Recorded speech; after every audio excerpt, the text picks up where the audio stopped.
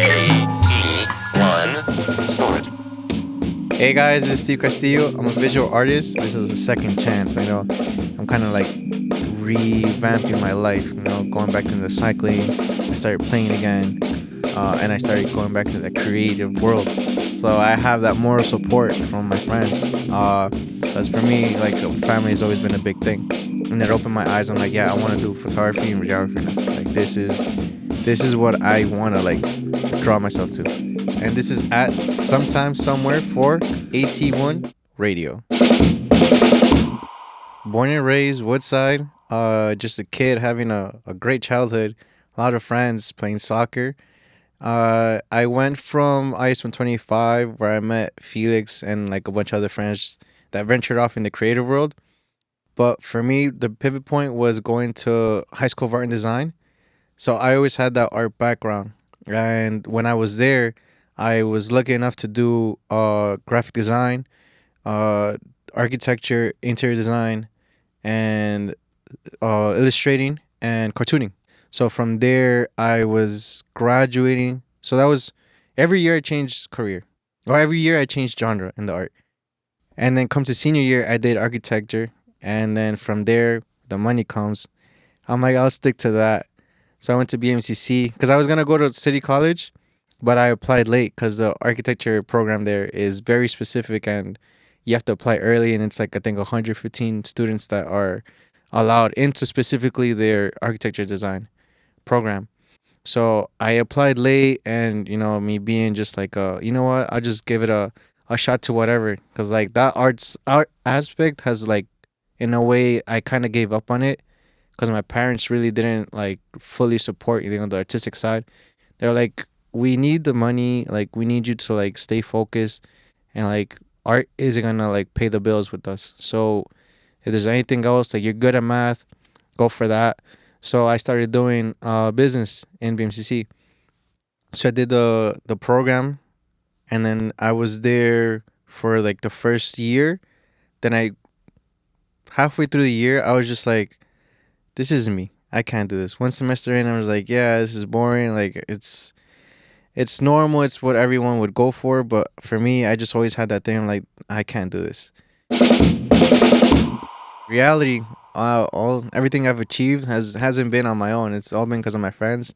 They're countless support. For example, Felix, as far as helping me getting back, creatively and health wise, because he's seen me when I was little, how we were, and he's just like, hey man, get back out there. You used to be like this. Well, like what happened? Why are you falling off?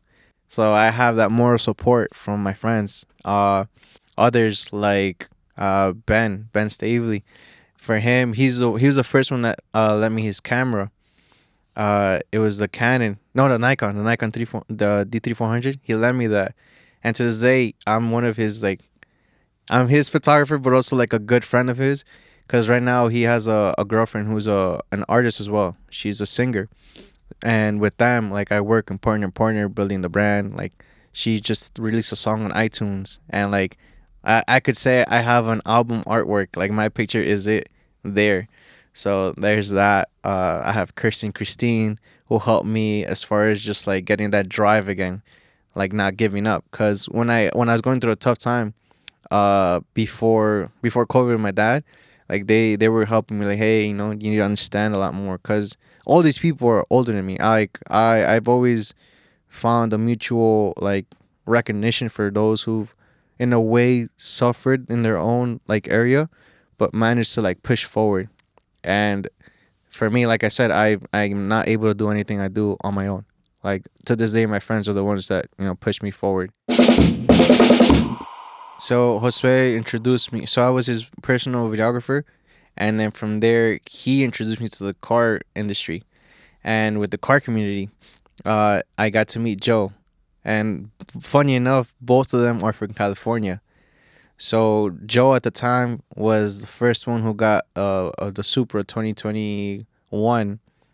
This is 2021. Yeah, he got the blue Supra, and it was the first one in Texas. So it was new. I got to shoot it all, and then I got to venture around, and was lucky enough to have some friends that work with Porsche, who were also like instructors there. And then from there, those ties connected me to another friend who had a podcast, Media Pouch, who was growing as well in Austin and is one of the biggest ones out there. So that was all Austin and in its own sense. But part of me still had one foot in and one foot out. And the reason I say that is because my family was still here. And, for me, it's just like I can't really see myself succeed if I don't see them like, happy. They at the time didn't believe what I was doing. They were seeing how fast it was blowing up, but at the same time they're like, what if you run out of clients, or what if you just don't want to do it no more? Like it's always that what if. And I was like, let me come home and show you guys that, I'm able to do it here as well, not just far away. Because I was flying back every other month to see them, whether it was a birthday, whether it was a holiday. And when I came back, the deal was like 2 years here, and then let's see what happens forward. I get here, and fortunate enough, it's ironic. It's fortunate and unfortunate. It was unfortunate for me because I felt I was giving up my dream to, in a way, in a way, please them and be like, you know what, I'm gonna do what you guys want and like make you guys happy. But that's the unfortunate side. So which was like a bunch of like, uh, again, that one foot in, one foot out. I built this career base in Austin, and now here I want to do it, but I can't do it because it's just like the moral, family and myself kind of like thing going back and forth. And then the fortunate side is when that happened, uh, my mom had caught cancer. So if I wasn't in the house that day that we like the incident happened, uh, we wouldn't. She probably wouldn't be here yet anymore. So it was fortunate because I was in the house, specifically that day when it happened. So the deal was with my family that it was 2 years in Austin and then coming back. Fortunate enough, when I came back a year later, my mom uh my mom went through an incident where it was a near death experience, and we later found out it was because of cancer. It was so sudden, so we didn't know how to really react, and I was with her through the whole process. So to see her struggle and push forward kind of gave me that initiative again to be like, you know what? She has this strength coming in from inside her. I should have that same strength, like as her, first son. Like for me, I was able to take her to the hospital every day and be with her during the whole process, while also being like, you know, we're not financially struggling anymore. Like, don't worry, don't work. Oh, the bills. You're worrying about the bills that you can't pay. Don't worry, I have it covered. And that was for almost 8 months, the whole cancer treatment. So once that was finished, within the same like I want to say a month after my mom's treatment was finished, my dad had to get a heart uh, a heart surgery. He had like a blood clot. So with that, it was also like a downfall of like, my whole life my dad has been like the strong man of the household, like, strong, fit, like just hard head, like, power. And then to see him in the hospital break down because he was afraid of like, how did this happen?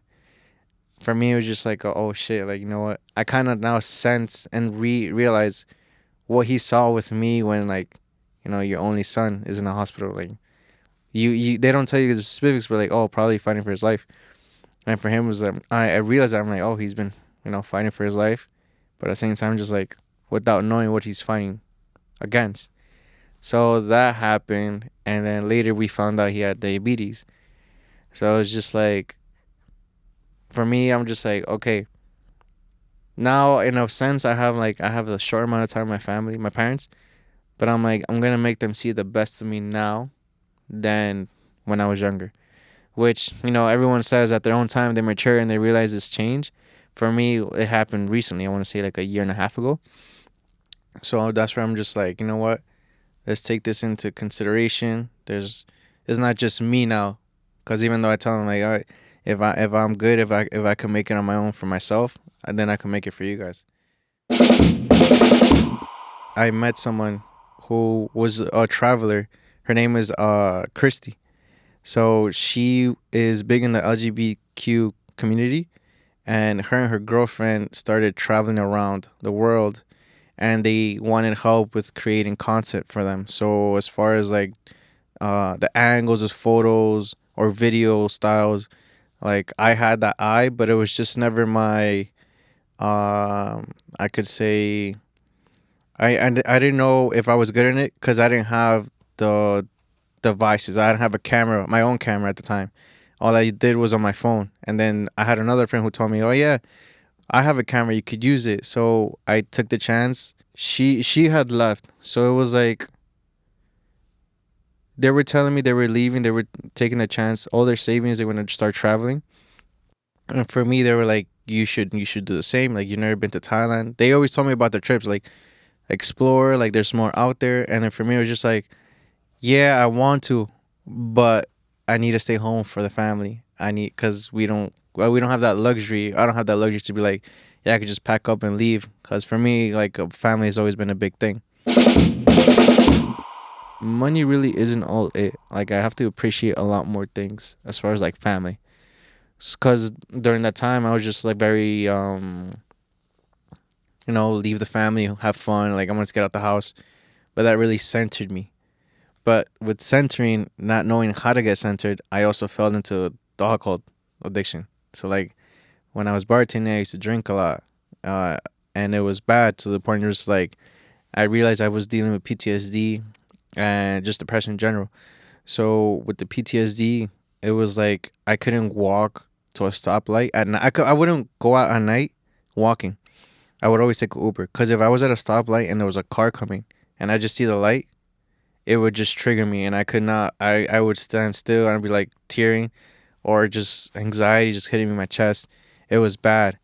But I went through to therapy for that and it was like a good year and a half that I got to like manage it. Because even driving I couldn't drive. Because when would get in the car, I would still have to like do my daily life and like help with errands. So when I would drive, if there was a trailer or a bus next to me, I would get nervous and I would try to pass it as fast as I can just to avoid that like collision because my head would be like, be careful, you're gonna get hit, be careful, you're gonna get hit. And then just anything that I couldn't get on the bike.